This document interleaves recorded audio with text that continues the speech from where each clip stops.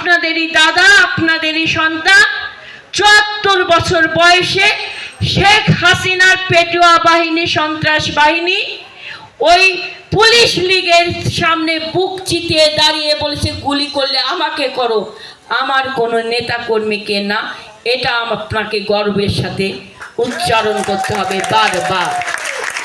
অনেক সুবিধাভোগীরা আছে, সুসময়ে সুর করে বের হয়ে আসে।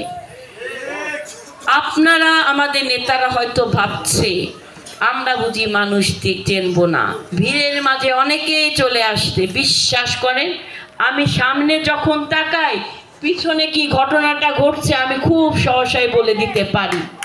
কারণ আমি এই কারণেই পারি, কারণ আগামী 10টা পথ চলার সময় আমার পাশে যত মোড়ল নেতারা দাঁড়িয়ে আছে, সততার সাথে যখন চল